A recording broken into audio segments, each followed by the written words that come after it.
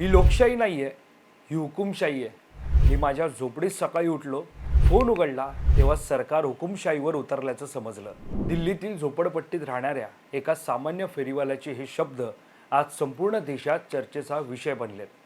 ना मोठं शिक्षण, ना राजकीय पद, ना कोणतं व्यासपीठ, पण जंतर मंतरवर आंदोलनानंतर दिलेल्या काही मिनिटांच्या मुलाखतीनं मोहम्मद इरफान हे नाव सोशल मीडियावर प्रचंड व्हायरल झालंय।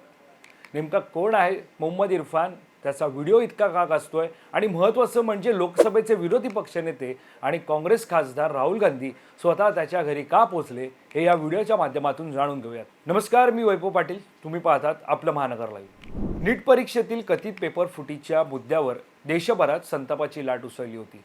विद्यार्थ्यांनी दिल्लीतील जंतर मंतर येथे मोठं आंदोलन केलं। आंदोलकांची मागणी होती परीक्षेतील गैरप्रकारांची निष्पक्ष चौकशी आणि जबाबदारांवर कारवाई व्हावी। मात्र आंदोलनादरम्यान पोलिसांनी लाठीचार्ज केल्याचे आरोप करण्यात आले। या घटनेनंतर अनेक व्हिडिओ सोशल मीडियावर समोर आले, पण त्यामधील एका व्यक्तीच्या भावनिक प्रक्रियेनंतर सर्वांचं लक्ष वेधून घेतलंय। तो व्यक्ती म्हणजे मोहम्मद इरफान। लोकशाहीत संवाद हवा असतो सर, मुलांना मारायचं नसतं, सरकारनं बोलायला हवं होतं, असं इरफान एका माध्यमाला दिलेल्या मुलाखतीत म्हणाला।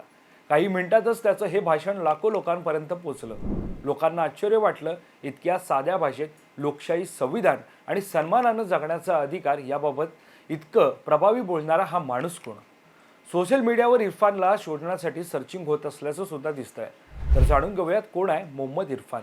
मोहम्मद इरफान हा दिल्लीतील सावदा जीजे कॉलनी लगत असलेल्या झोपडपट्टीत राहतो। वय सुमारे 35 वर्ष, व्यवसायानं फेरीवाला। तो बर्फ विकून कुटुंबाचा उदरनिर्वाह करतो। माध्यमांच्या वृत्तानुसार तो नियमित शाळेत कधीच गेला नाही। त्याचं शिक्षण केवळ अंगणवाडीपर्यंत झालं। त्याला व्यवस्थित वाचता लिहिता येत नाही, मोबाईलवर टायपिंगही करता येत नाही। मग एवढी माहिती आली कुठून? यावर इरफान म्हणाला की माझं विद्यापीठ म्हणजे गुगल, यूट्यूब आणि इंटरनेट। तो गुगल व्हॉइस सर्च वापरतो, यूट्यूबवरील व्हिडिओ ऐकतो आणि त्यातून संविधान, कामगार हक्क, लोकशाही आणि सामाजिक प्रश्न समजून घेतो। व्हिडिओ व्हायरल झाल्यानंतर पत्रकारांची टीम सुद्धा त्याच्या घरी पोहोचली। तिथे दिसलं अपूर्ण घर, आर्थिक संघर्ष आणि रोजच्या जगण्याची धडपड। इरफान सांगतो की त्याची रोजची कमाई सुमारे 500 रुपये असते। या पैशात कुटुंब, मुलांचं शिक्षण आणि वैद्यकीय खर्च भागवणं अत्यंत कठीण आहे। त्याच्यामध्ये गरिबी म्हणजे फक्त कमी पैसे नाहीत, सन्मानाने जगण्याची लढाई आहे। त्यांनी कामगारांच्या वेतनाचाही मुद्दा मांडला। 8 तास काम करणाऱ्या कामगाराला किमान 18,000 रुपये वेतन मिळायला हवं असं त्याचं मत आहे। कारण काही ठिकाणी 12-12 तास काम करून घेतलं जातं आणि पगार मात्र कमी दिला जातो। सोशल मीडियावर व्हिडिओ व्हायरल झाल्यानंतर लोकसभेतील विरोधी पक्षनेते राहुल गांधी स्वतः इरफान याच्या घरी पोहोचले। त्यांनी इरफान आणि त्याच्या कुटुंबियांची भेट घेतली।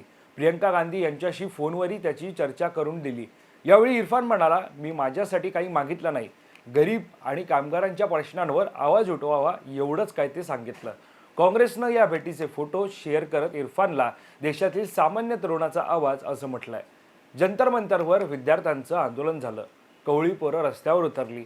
या मुलांना दुनियादारी माहीत नाही, पण नीट परीक्षेचे पेपर फुटल्यानं 21 मुलांनी आयुष्य संपवलं, याचा संताप या मुलांना आला। एवढी मुलं गेल्यानंतरही सरकारकडून काहीच होत नसल्यानं या मुलांचा तीव्र आक्रोश फुटला। जंतर मंतरवर विद्यार्थ्यांनी मोठा एल्गार पुकारला, तेव्हा पोलिसांनी डोरांना मारावं तसं त्या मुलांना मारलं।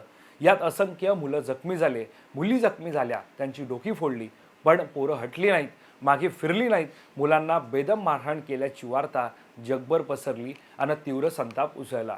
खरं तर मोहम्मद इरफान याची बातमी ही केवळ एका व्हायरल व्हिडिओची गोष्ट नाही, ती आहे संघर्षाची, ती आहे इंटरनेटच्या मदतीने स्वतःला घडवणाऱ्या एका सामान्य माणसाची।